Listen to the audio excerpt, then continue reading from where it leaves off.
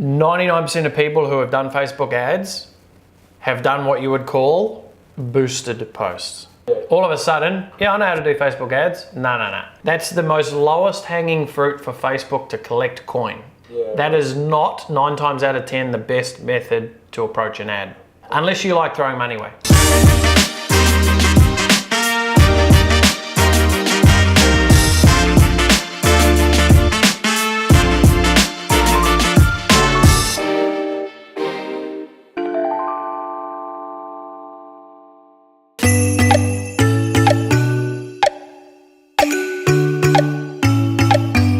I take spending other people's money far more seriously than my own. We're, I guess, moving into the next phase of now let's actually put our money where our mouth is and actually deliver world-class results. Because that's going to be the backbone. I mean, we can bring in 30 clients right now, and if we don't deliver, we're fucking out of business. So it's getting to that point of it's the next phase. So.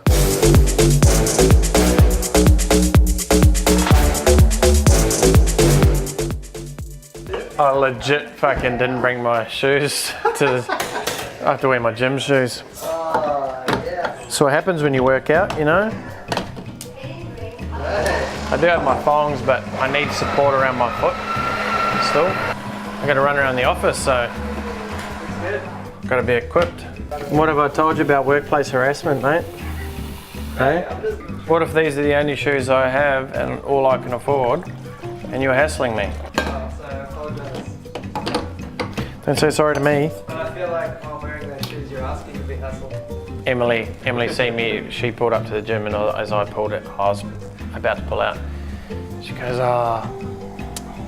don't go anywhere in public, make sure you go straight to work. So whatever. The funny thing is though, they're the comfiest shoes that I could wear. They just certainly don't look like a normal attire. You get the old man who wears his sneakers with jeans and t-shirt. I've just gone into old man status. Mate, we can't take anyone else on now, so we've got to, and I literally found an email last night from someone that sent me to an email address I don't use, and they want to jump on board. I'm like, whoa. Our waiting list is getting bigger and bigger by the day.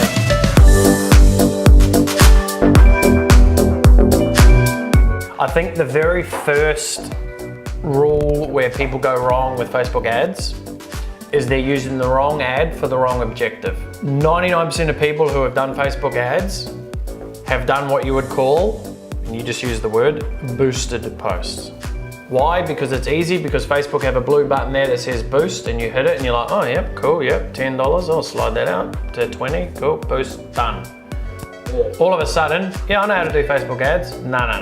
That's the most lowest hanging fruit for Facebook to collect coin.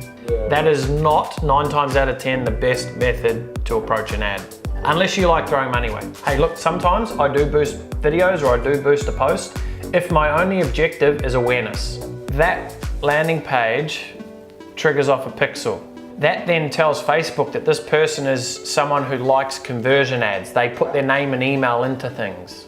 Where, if you want to look at traffic, you send someone to a landing page, let's just say the same funnel, landing page and a thank you page. The majority of that traffic is people who are just gonna land here and not do bugger all else. Their habit, this traffic audience, they're what you would call clickers, right? They're the people who just click on everything, like everything and share everything, but don't end up really doing anything. And that's a very broad way in how I said that. That's not to say that traffic ads is only going to do that, but the majority I'm speaking. Boosted posts is, again, people who engage with the post. Majority. People who are going to like, comment, share on your post. So if your goal is to get people on an email list where they have to fill out name and email, you are going to need to start using website conversions. This is where it gets tricky though, because it's like, well, now I've got to install a pixel on that page. Like, how do I do that? And that's why most people don't do it. But the reason probably why most people don't do it is they don't understand what I just shared with you. So when I go into people's Facebook accounts and I go, oh, you've got heaps of link click ads. Why? But your goal is to get emailed database. It's like you're using the wrong, it's like giving a cat dog food. and giving your dog cat food. It's like, they'll probably eat it, but it's not the best. You're not gonna get the best result. See, these are small things, but it makes so much sense. I've seen people who have the download button and I click on their ad and there's nothing to download. It's an incongruence through the message. Yeah, right, yeah. Right, so every single part of your ad has to have a purpose.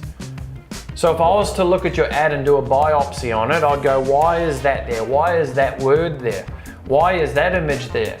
You don't want to go, oh, because I just seen it on Google and I thought I'd use it. No, it's like, what's the purpose of that? How does that affect someone giving you their name and email to opt in? So there's the psychology of all this before you even get to the building of an ad and the creative, you know?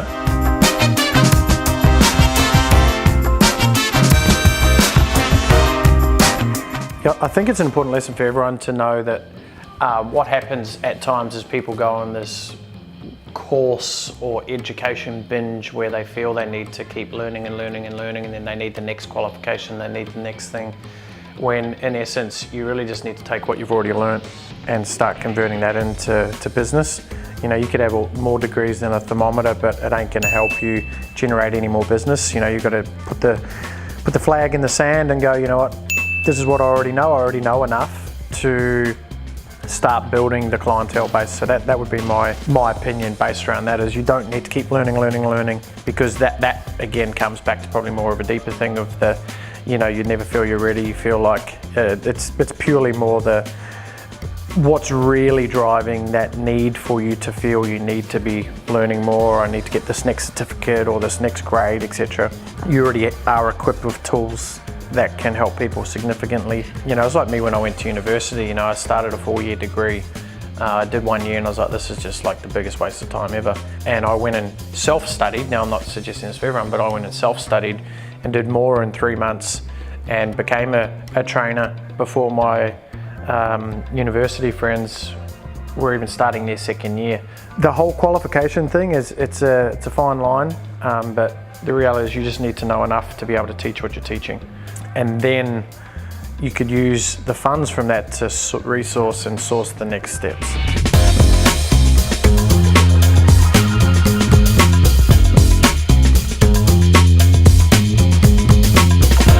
What's going to happen is over the month, what we don't do is we don't start off hard, okay? So what that means is, let's say a client gave us a $10,000 ad allocation for the month.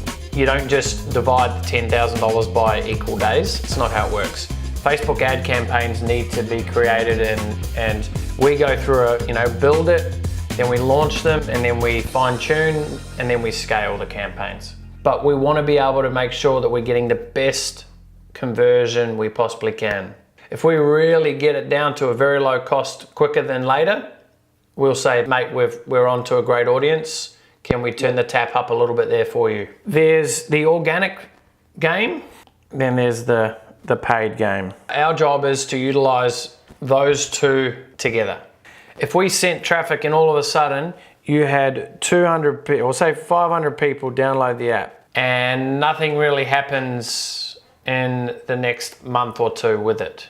If they've had a bad app user experience, chances are they're going to either delete the app or probably not go back into it. However, if there's emails that are going out, you know, at a minimum once a month, going out, sharing content, what we want to do is we want to do it twice a month for you. That email there reminds someone that, oh yeah, I've got the app, I should go on it again. Most app businesses go wrong because they're not educating or keeping the app front of mind for their user. Because imagine if when you first launched this originally, you now had the email contacts of those, 2,000 people. It was funny, I was talking to the team this morning, I said, look, I treat your money better than I treat my own. I know I'll always make money back. That's not even a drama to me. And I always know there is a way. And what we're doing here is, you're entrusting us, which there's always an element of we don't know 100% what the exact thing is going to work or what's not going to work, but we can just apply our best strategies. It's like you going to fix machines, right? You don't know exactly what is going to happen at the end or even when you get to the job. You just know you're equipped with a set of skills. Yeah. And you're the person for the job. The whole thing, having the app and then not having anyone to trust in, and then Yeah, you get the runaround so much in the industry, you know, and then you've got the billion people that are popping up saying they're experts, and it's just does your head in. Yeah, well, mate, that's a big reason why we've created this company, you know. Mate, I've been in meetings the last 2 weeks with people, and 8 out of 10 people we've talked to, they've been burnt or they've had someone doing their stuff, and I said, let me look at what they're doing. It's appalling. I don't know if I mentioned to you, but these days you got all these people that are supposed to be like influencers and stuff, and you look at them and they're like, what gives you the drive to be an influencer when you haven't even, you know, been successful yourself? Yeah. You know? Yeah. It's so frustrating to see all this stuff, so. Yeah, mate, the big thing I say is let's just run and play our own game, you know? Like I was at the gym this morning at 6 a.m, here at 7, 7:15, about to leave here 7:15, and I still feel like I got another, see I forgot to bring my shoes too, it's been a feature of the day. It's funny though when you look at yourself and you go, yeah, that's definitely not balling, but tell you what, it's definitely comfortable. I'll get back to wearing shorts, it's starting to get hot. But like I was saying, feel good. Like I literally feel like I could sit here and do another focused couple hours work. I'm gonna go home and focus on my wife. Gotta try and keep the balance as best as possible, you know? Everything will still be here tomorrow morning when I get back, and I'll see you tomorrow. I hope you liked today's vlog. Please be sure to like, subscribe, share, tap the like button, the love button, subscribe button, any button that you see around this video, I'm sure you could tap it. Also, please be sure to leave a comment below, and I look forward to seeing you in the next one.